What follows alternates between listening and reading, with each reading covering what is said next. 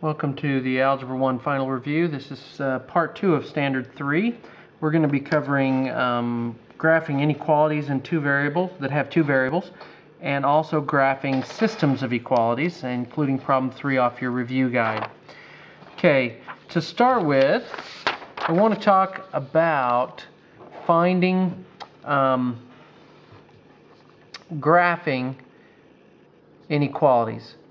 The first step in graphing an inequality with two variables is drawing a boundary line.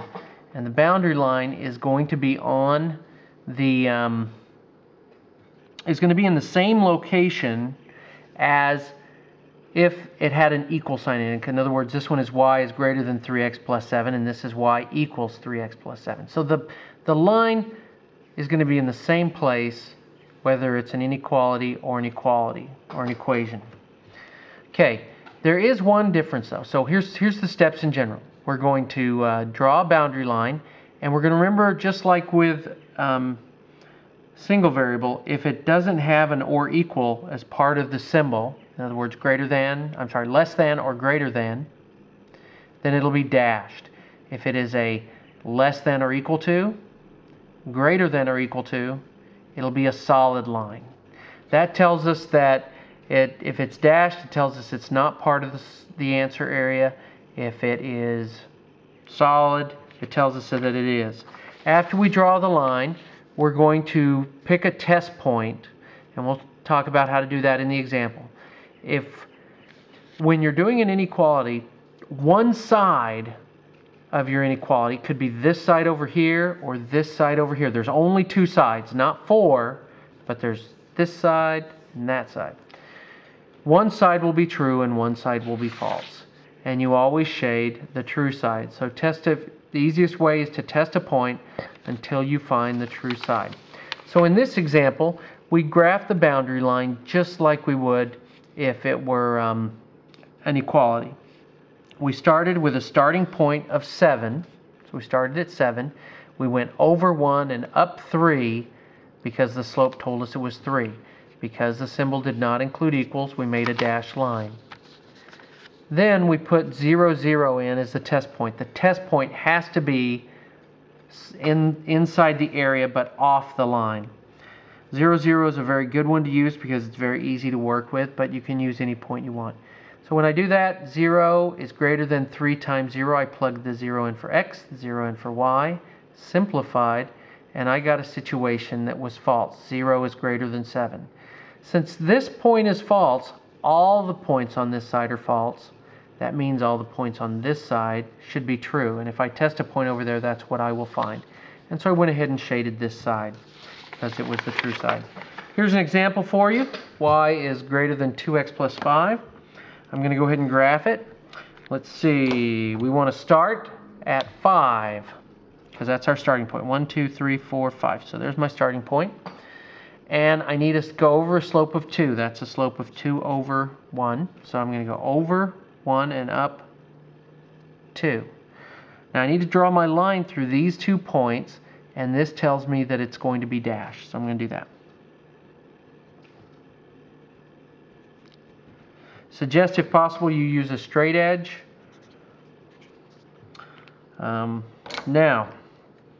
I'm going to pick a point not on the line. Intentionally this time I'm going to pick this point. It's the point 0, 2. And I'm going to plug it into this. Y is greater than 2x plus 5. Okay, so the y value of this one is 2. Is greater than 2 times 0 plus 5. Let's see. 2, simplify. 2 is greater than 5. Well, that is not true, so this is false. So I know that this side over here is false. I know this side over here is true. So I'm going to go ahead and shade that. Okay, now that's my inequality. Now we're going to get to your problem number 3. Give us a problem about a roller rink. And it's problem number 3. And they want us to define variables first. And it says Skatorama is having Kids Night, a special event in which every adult must be accompanied by at least one kid. The rink has a maximum capacity of 350 people. So it sounds like we're talking about kids and adults. So I'm going to let X equal the number of kids and Y equal the number of adults. And the relationship that they gave us, the first one, was that we had to have every adult must be accompanied by at least one kid. That means we can have more kids than adults. So let's see, how would we write that? Y, the number of adults, has to be less than the number of kids. Okay. Next, it said that the number of people there would be 350. So let's see, if I take the number of kids and combine it with the number of adults, that's the number that has to be smaller than 350. So X plus Y has to be less than 350. So those are my two rules. I'm going to use two different colors here, and I'm going to try to make it through. So on this side, I'm going to write Y has to be less than X. I'm going to go back to this because if I'm going to graph this, it helps for it to be in a similar form the way I'm used to. So I'm going to get the X on the other side. So Y has to be less than negative X plus 350. Just use the algebra just as though it were an equation. And so that's that one. The other one is going to be Y has to be less than negative X plus 350. Okay, let's graph those. Okay, I've got a big number. 350 is a big starting point on that one, so I better make my scale something bigger than 1 because I don't have 350 lines on here. Let's see, I've got 1, 2, 3, 4, 5, 6, 7, 8. 8. If I go up by tens, that would be 80. If I go up by 100, that would be 800. I think I'm going to go up by 50s. So I'm going to start out 0, 50, 100, 150, 200, 250, 300, 350, 400. I think I'll do the same thing. Let's think about this for a moment. Do I want to go by that this way? Probably should, because I'm going to be dealing with some big kind of numbers here. So let's go 50, 100. We'll keep going that way. I'm just going to mark every one. 150, 200, 250, 300, 350, 400, 450, 500. So I'll remember that those are... Okay, now, I could do this by the slope, but the slope here is 1, and so if I start at 350 and I went over 1, that'd be like barely anywhere. This is a good candidate for using maybe a table. So I'm going to use a table for my first one.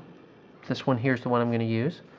X's and Y's. And I'm just going to pick X's that are on my axis here because that's make it easy. I already know what 0 is. 0 is 350 because that's that. What if I do 50? Well, negative 50 plus 350 is going to be 300. And I just need 2 points. So let's see. One of them is 0, and I'm going to put red around this so you know this goes with red. 0 and 350, so it's right there. And the next one is 300. Told you it's a good idea, and this is a really good idea on this one, to use a straight edge. And so I'm going to draw, what was the symbol? This symbol, says they have to have a maximum, can have a maximum of 350. That means they can have it. So I think that means that that can be equal. So I'm going to put that in there with it. So that's going to be a solid line. If I'd made a mistake, I could have just written in that it was going to be dashed. Now I need a test point. I'm going to test this point right here, 0, 0. So let's see what that is. 0 is less than or equal to negative 0 plus 350. 0 is less than or equal to 350, and that is true. So I know that on this one,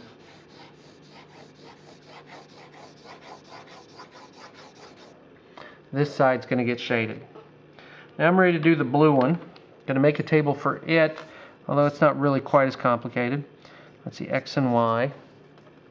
At 0, X would be 0, because what I'm really doing here is Y equals X, and what I was really doing up here was the Y equals negative X plus 350. So let's see, if X is 50, keeping in the same pattern, Y would have to be 50. So let's see, 0, 0, 50, 50. It's going to go up that way. It's going to be a dashed line. Let me check my mental notes here on this. So I can't use that test point. I'm going to use this test point, 0, 100, or 100, 0. So 100 is greater than 0. 100 is greater than 0. X is 100, Y 0. That seems true. So this point is true. And so it is this side. Now, the area where they overlap is the solution. So the solution is right in there. Okay, well, I hope this helps. Good luck.